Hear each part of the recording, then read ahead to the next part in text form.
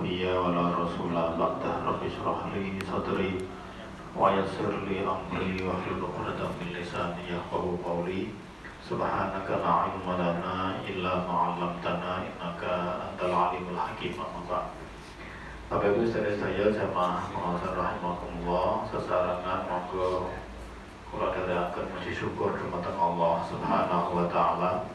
Allah ingkang sampun peparing nikmat dumateng kita sedaya zahir kibatin, khususipun nikmat Islam iman. Kalih-kalihipun selawat salam mugi kunjuk dumateng Nabi Agung Muhammad sallallahu alaihi wasallam.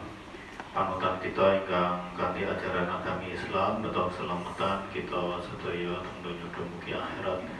Sesarengan monggo kita bikak kanthi wawasan basmalah. Bismillahirrahmanirrahim.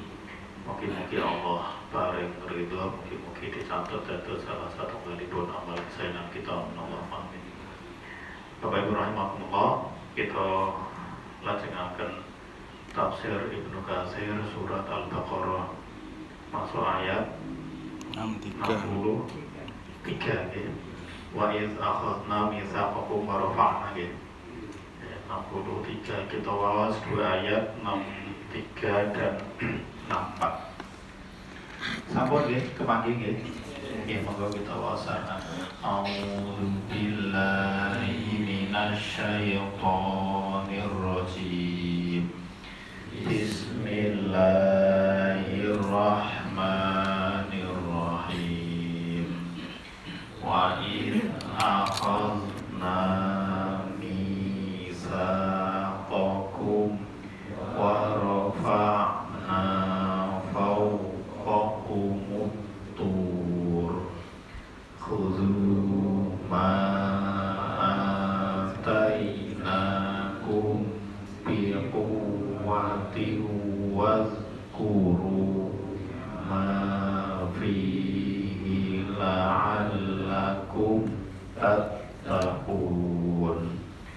Thumma tawallaytum min ba'di dzalika falawla fadlullahi 'alaikum wa rahmatuhu lakuntum minal khasirin. Bapak Ibu rahmatullah, niki tasih melanjutkan kisah-kisah yang dialami oleh kaum Bani Israel. Masih beberapa pertemuan dan ayat ke depan nanti yang masih membahas tentang kisah Bani Israel niki yang bisa kita jadikan sebagai ibrah atau pelajaran. Di ayat 63 dan ayat 64 surat Al-Baqarah niki Allah Subhanahu wa taala mengingatkan kepada Bani Israel, kepada anak turunnya Nabi Yakub, yang waktu itu ini kan konteksnya di Madinah lagi. Jadi ketika itu orang-orang Yahudi ada di Madinah, Allah mengingatkan mereka perihal perjanjian dan sumpah yang telah diambil oleh Allah untuk mereka. Sumpah supaya iman kepada Allah dan tidak menyekutukan Allah, serta mengikuti Rasul-Rasul Allah. Pada waktu itu dikatakan di ayat niki, wa iz akhadna mitsaqakum wa rafa'na fawqakumut tur. Allah ketika mengambil janji atau sumpah kepada orang-orang Bani Israel pada zamannya Nabi Musa, niku cara Allah mengambil sumpah kepada mereka niku mengangkat gunung, wa rafa'na fawqakumut tur, mengangkat gunung Tur atau Sinai. Ini ada yang mengatakan itu Tur Sinai sama Mesir. Jadi ketika mereka diambil sumpah oleh Allah, kalian mau percaya nggak, iman kepada aku, kepada Allah satu-satunya zat yang berhak disembah, tidak ada sekutu baginya, mengikuti para rasul dan seterusnya niku, gunung niku berada di atas mereka. Kaya-kaya kalau mereka niku nggak mau mengimani itu terus dileke kepada kaum Bani Israel. Lo mungkin awak dhewe protes, lo iman itu harus dipaksa. Kok terus modelnya pakai ancaman gitu? Mungkin kita akan kepikiran kayak gitu. Ini bukan ancaman, ini rahmat dan fadl atau kasih sayang Allah Subhanahu wa Ta'ala. Ibaratnya misalnya awak dhewe kuwi duwe anak.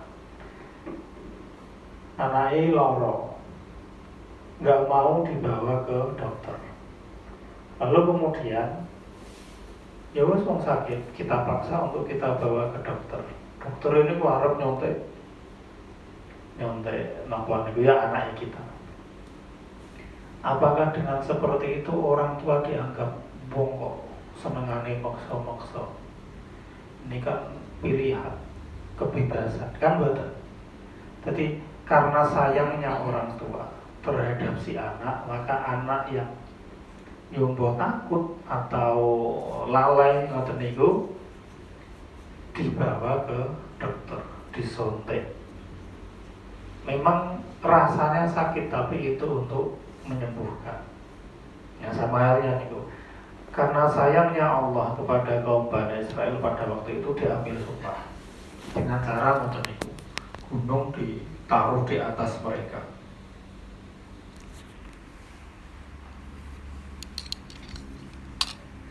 Supaya apa? Supaya mereka benar-benar mengikrarkan apa yang disumpah untuk mereka. Allah mengatakan khudzu ma atainakum biquwwah. Ambillah, peganglah apa yang didatangkan kepada kalian, apa yang aku berikan kepada kalian berupa kitab Taurat, biquwatin, dengan kuat. Allah memerintahkan kaum Bani Israel niku untuk memegang ajaran mereka dengan kuat.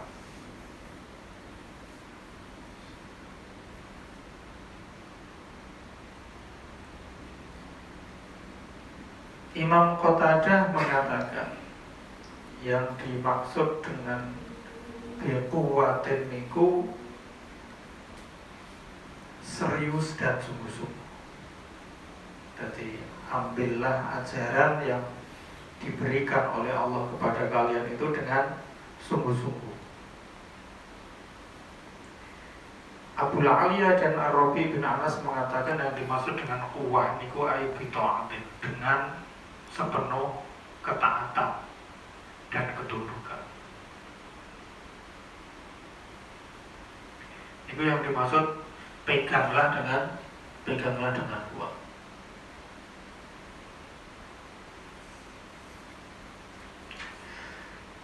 Ini menjadi pelajaran bagi kita, Bapak Ibu rahimakumullah, karena setiap kisah yang disampaikan oleh Allah di dalam Al-Quran itu ahsanul qasas, kisah terbaik.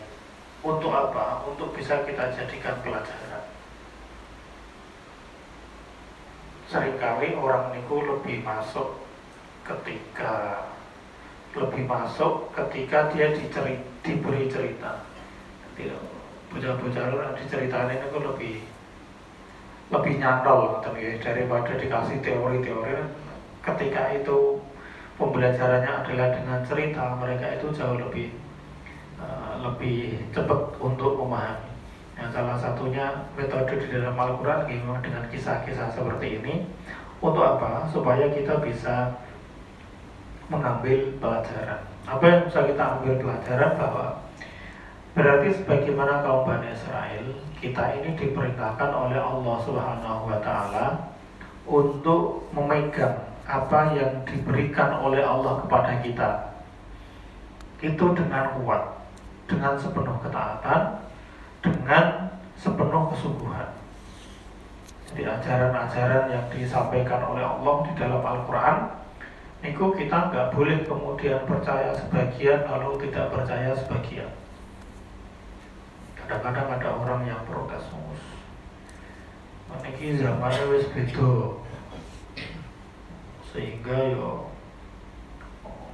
nggak begitu bisa dipraktekkan aturan-aturan seperti ini, udah ya memberatkan dan seterusnya. Mungkin ada yang protes seperti itu, tetapi kita harus paham betul bahwa Allah niku tidak akan membebani seseorang kecuali wis ditaker bahwa orang itu mampu.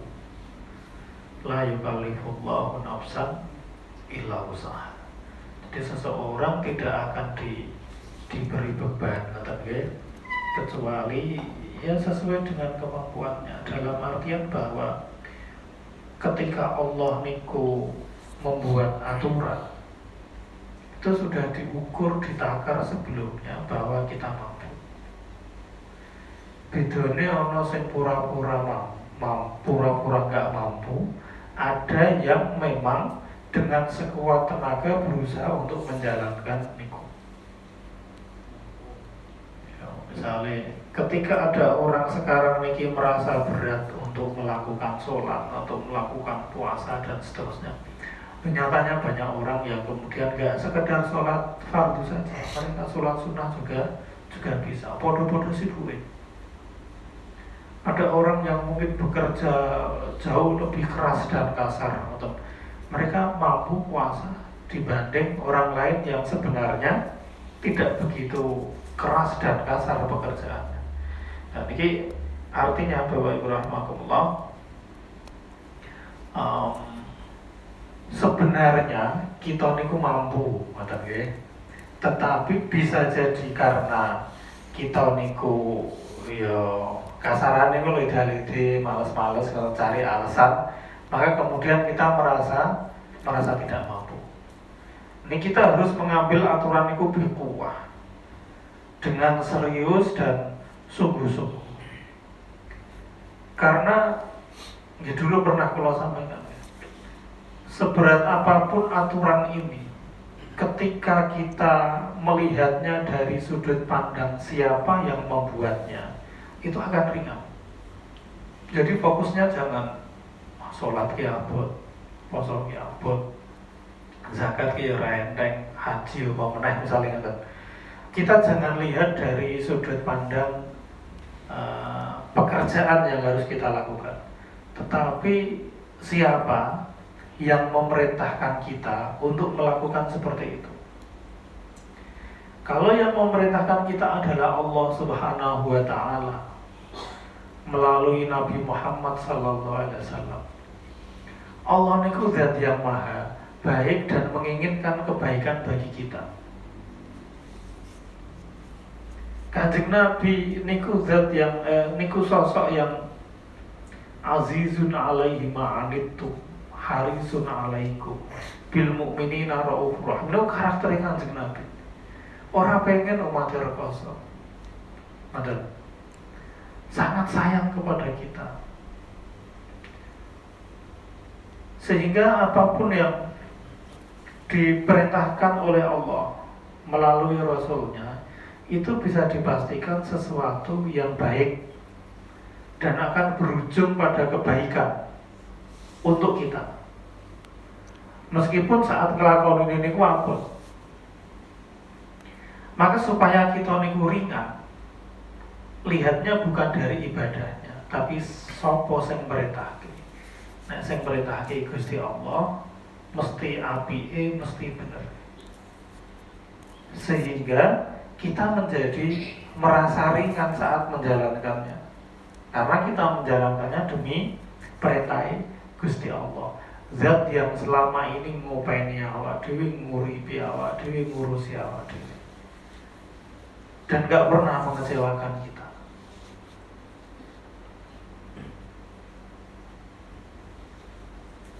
supaya ringan. Sebaliknya, semudah atau semenarik apapun, kalau yang mengajak dan memerintahkan itu setan, jangan dilihat menariknya, tapi lihat ki sing ngajak sopo. Kalau yang mengajak itu setan, buat semenarik apapun, yang namanya setan itu inna syaitona lakum aduh. Setan bagi manusia, bagi kita itu musuh yang nyata. Ya logis saja, opo yo no sing jenenge musuh niku berusaha untuk melakukan atau mengajak sesuatu demi kebaikan kita. Kan tentu tidak. Sing jenenge musuh niku mbuh piye carane mengalahkan kita. Bisa jadi untuk mengalahkan kita niku ya kita dibuat terlena. Caranya nopo? Niku wae. Kita dibisik-bisiki, diajak-ajak dan seterusnya. Ketoke secara zahir niku menarik, enak, menyenangkan. Tapi ketika kita menyadari iki sing ngajak setan, maka jangan pernah kita tergoda untuk mengikutinya. Karena bisa dipastikan meskipun kui rasanya enak, setelah melaksanakannya penyesalan kita tidak akan selesai. Maka sekali lagi Bapak Ibu, ben awak dhewe niku ora kaboten melakukan ibadah niki, kita tidak melihat dari fisik ibadahnya, tapi yang kita lihat adalah siapa yang memerintahkan itu. Nah, sing perintahke Gusti Allah lakone karena itu pasti baik. Nah, sing perintahke setan mbok sak ringane semenari kaya apa, itu ujung-ujungnya akan membawa kemudaratan atau kerugian bagi kita. Maka tidak kita lakukan. Nah, niku maksudnya khudzu ma atainakum biquwwah. Pegang kenceng-kenceng. Meskipun ya di dalam hadis dikatakan bahwa saiki niku pada zaman Rasul orang yang memegang agama, memegang teguh ajaran agama pada saat-saat seperti ini kaya wong sing nyekel jamroh mawa bara api. Nah, dicekel ke panas atau dilempar ya dia berarti tidak tidak ada di dalam genggaman kita. Sehingga ya kita harus sadar bahwa memang beragama itu butuh atau konsekuensinya banyak, ada ujian-ujian yang harus kita tempuh. Tapi kalau kita sekali lagi menyadari bahwa ya kuwi ngono perintah Gusti Allah, maka ringan bagi kita untuk berjalan. Niku khudzu ma atainakum biquwwah wazkuru ma fi, dan ingatlah apa yang terkandung di dalamnya. Ingatlah apa yang terkandung di dalamnya. Ai iqra'u ma fit Taurati wa amalu bihi. Bacalah apa yang ada di dalam Taurat dan amalkan isinya. Ya, kalau kita umat yang beriman, wong Islam uzkuru ma fihi niku berarti kita harus membaca apa yang ada di dalam Al-Quran dan mengamalkan isi yang terkandung di dalamnya. Ini mugi-mugi Bapak Ibu apa yang kita ikhtiari niki setiap malam Jumat ngeten niki bermajelis di mushola menika dalam rangka untuk sareng-sareng ngaji tafsir. Niku mugi-mugi masuk dalam kategori orang wazkuru mafi.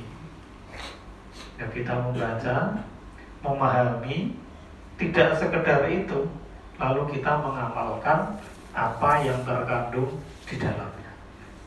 Maka monggo kita istiqomah, Bapak Ibu rahimakumullah.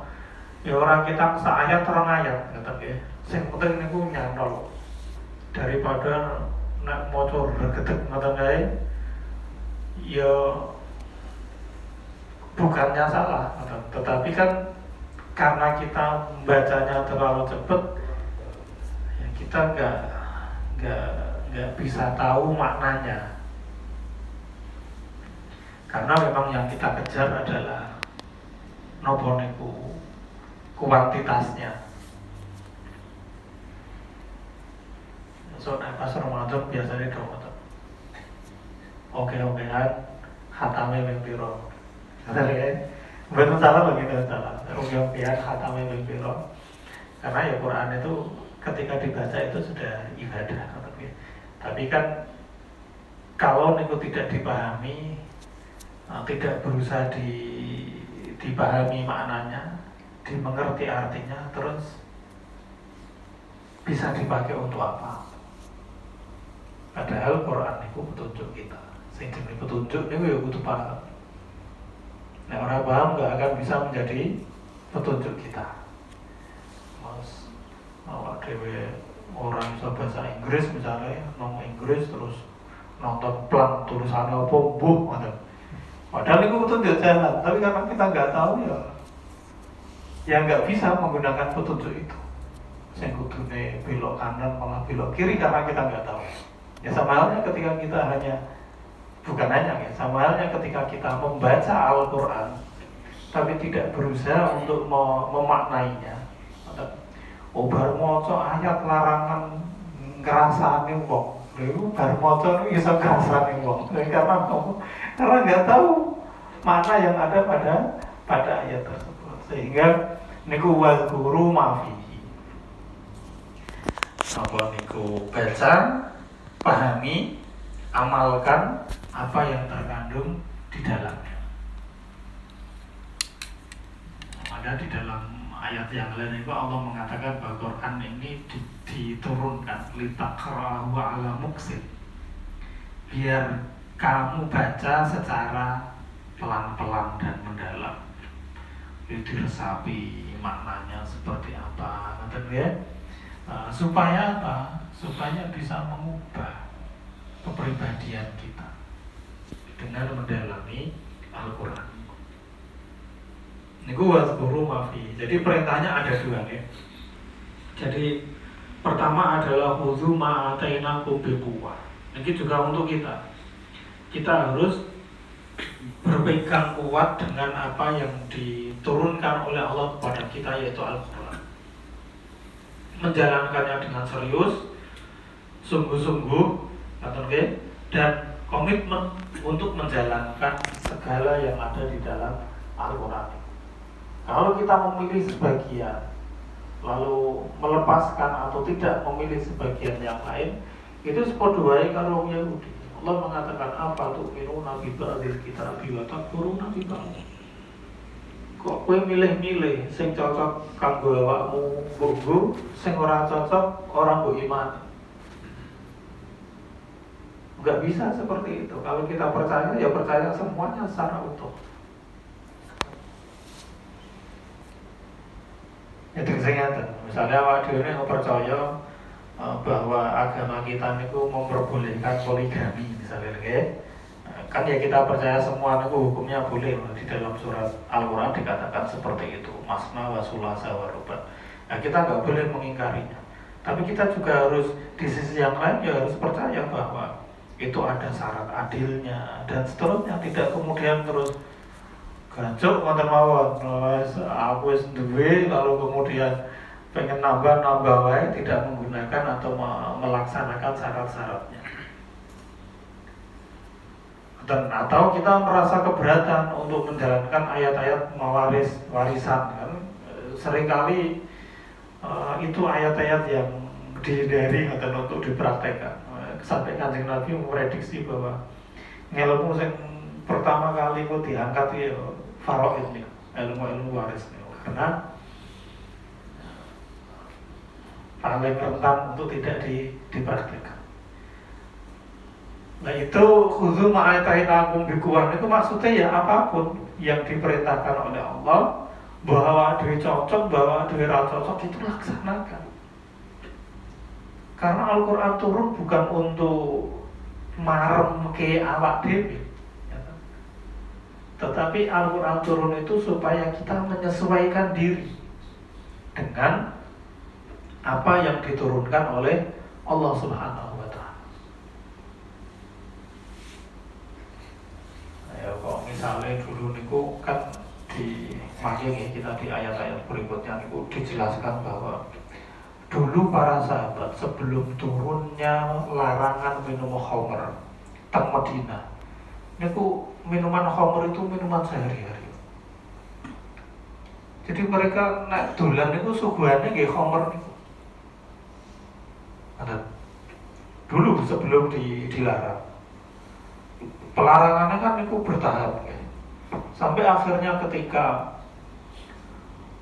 turun ayat yang secara tegas melarang minum khamr niku.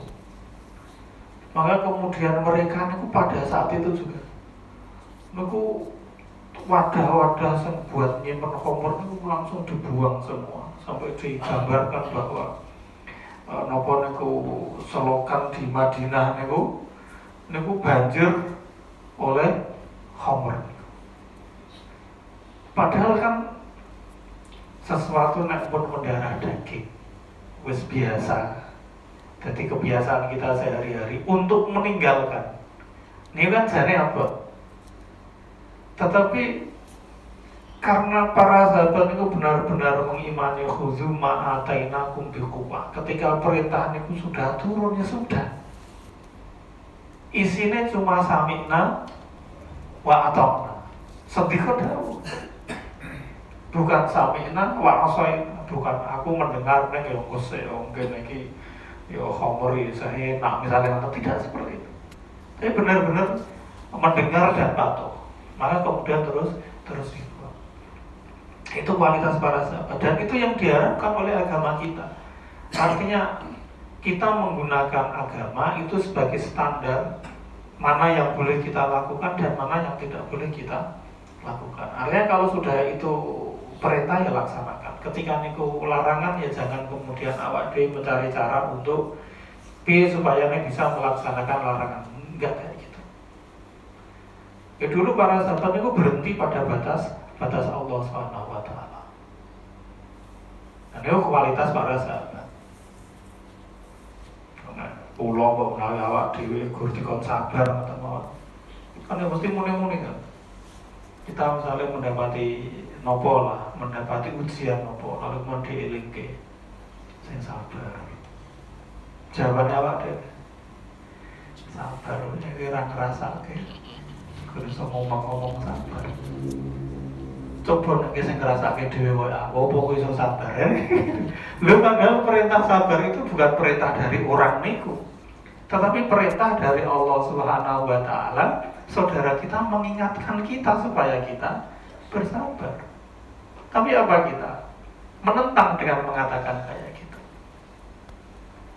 Nah itu contoh kecil mawon ya, bahwa betapa kualitas iman kula mbok menawi Bapak Ibu nek dibanding ke para sahabat niku yo kekandoan. Kita itu masih sering menawar apa yang diperintahkan oleh Allah. Golek penake kita. Golek penake dhewe. Padahal agama niku kita yang harus menyesuaikan, bukan agama sing kemudian ngetutke karepe dhewe. Soalnya agama sing kudu ngetutke karepe dhewe, betapa banyak karep-karep niku. Apa yang saya inginkan mungkin berbeda dengan yang diinginkan oleh Bapak Ibu. Maka yang menjadi standar adalah kehendak dari Allah Subhanahu wa Ta'ala.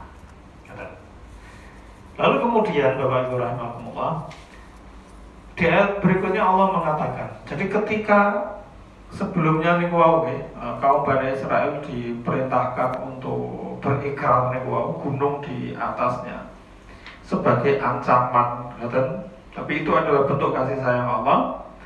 Mereka berikrar, tapi lambat laun kata Allah, summa tawallaitum min ba'di dzalik.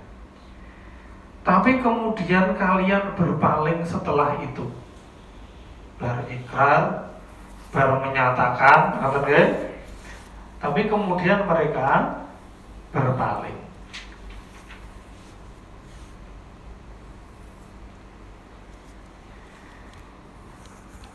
berpaling dan kemudian gini menyekutukan Allah, melanggar larangan-larangan Allah, betul.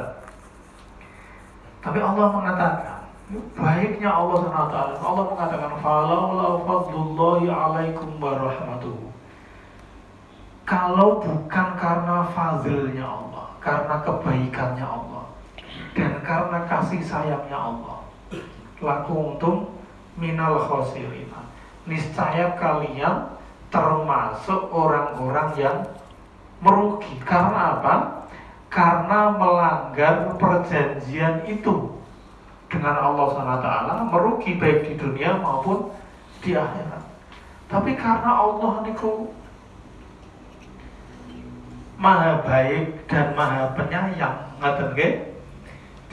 Di satu sisi Allah niku membuka peluang bagi kita untuk tobat. Ya kowe nek salah tak mbeni njaluk ngepuro. Ketika kita sudah bertobat kepada Allah, at-taibu minal dzambi kaman la dzambalah. Dawuh Kanjeng Nabi ngoten, wong sing tobat dari dosa kuwi kaya ora duwe dosa. Itu kan baiknya Allah Subhanahu wa taala.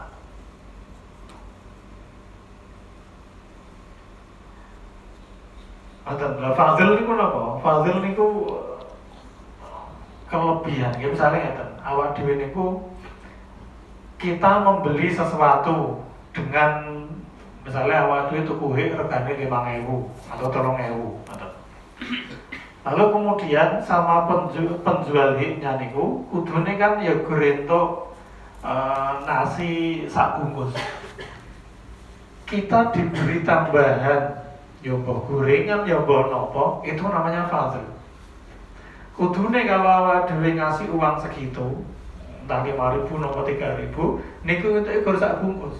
Tapi karena baiknya si penjual, kita dikasih sesuatu secara gratis, ya ibaratnya bonus. Niku fazil. Itu Allah Subhanahu wa taala. Jadi memberikan kita niku tidak sekedar sesuai dengan apa yang kita lakukan.